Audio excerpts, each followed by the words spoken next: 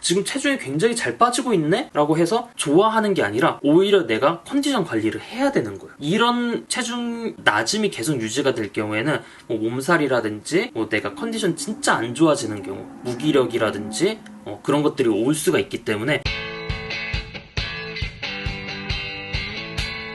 동아, 안녕하세요. 오늘은 다이어트 시에 이제 적당한 체중 감소 속도에 대해서 알아보도록 할게요.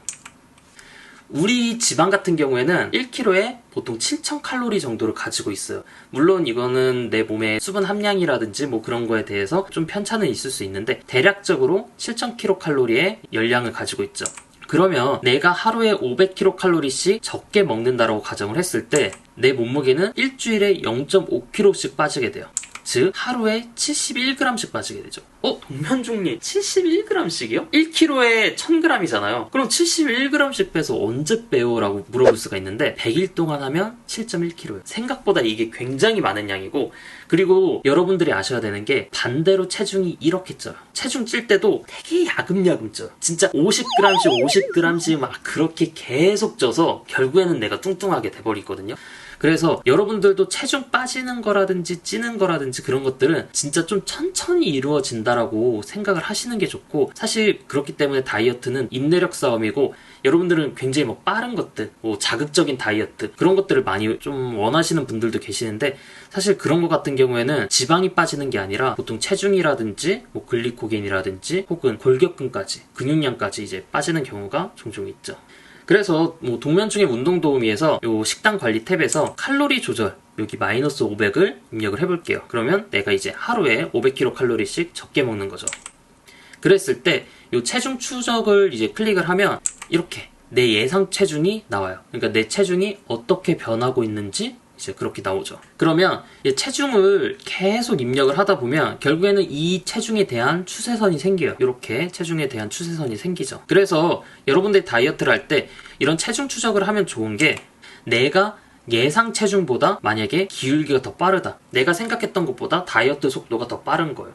이럴 경우에는 내가 조금 더 식사 섭취량을 늘려주시는 것도 도움이 돼요. 그러니까 동면중 다이어트 속도가 빠르면 좋은 거 아니에요? 라고 물어볼 수 있는데, 아까도 말했듯이 다이어트 속도가 너무 빠를 경우에는 근손실도 올 수 있고 그 다음에 컨디션 난조도 올 수 있고, 그렇기 때문에 좀 좋지는 않죠.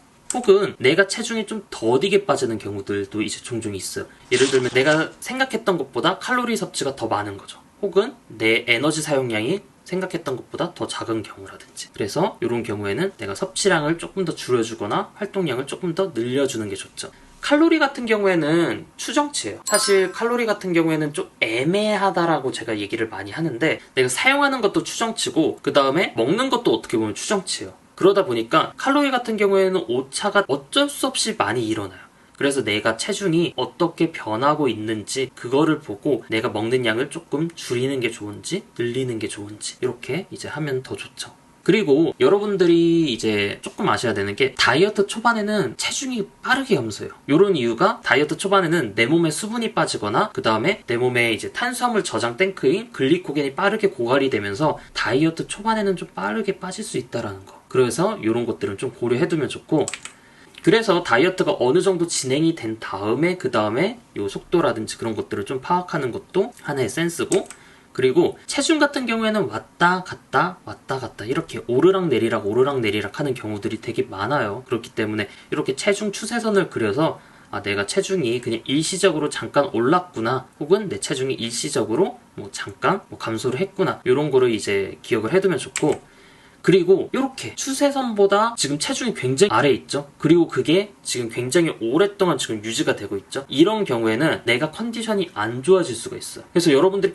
지금 체중이 굉장히 잘 빠지고 있네? 라고 해서 좋아하는 게 아니라 오히려 내가 컨디션 관리를 해야 되는 거예요. 이런 체중 낮음이 계속 유지가 될 경우에는 몸살이라든지 내가 컨디션 진짜 안 좋아지는 경우, 무기력이라든지 그런 것들이 올 수가 있기 때문에 이런 것들은 조심을 하면 좋고, 그리고 다이어트가 끝난 다음에는 이제 체중이 올라갈 수가 있어요. 그 이유가 뭐 때문이에요?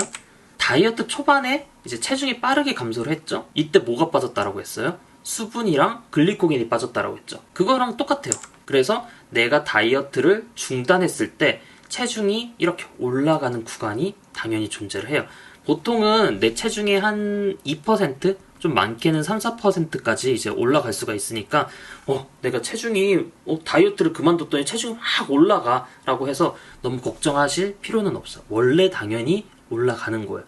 물론 이 올라가는 게 이렇게 쭉 계속 올라가면 긴장을 해야겠죠. 보통은 이제 사람마다 좀 다른데 한 일주일 정도 좀 올라가는 게 약간 좀 있고 그 다음에 다시 이렇게 유지가 보통은 되죠.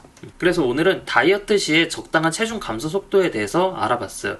여러분들이 다이어트 할 때 체중이 너무 빠르게 감소를 한다거나 그랬을 때 괜히 이제 나 다이어트 진짜 잘하는구나 라고 생각을 하지 마시고 내 컨디션이라든지 내 다이어트 속도라든지 그런 것들을 고려를 해서 근손실 없고 컨디션도 잘 관리를 하는 건강한 다이어트를 하시길 바랍니다.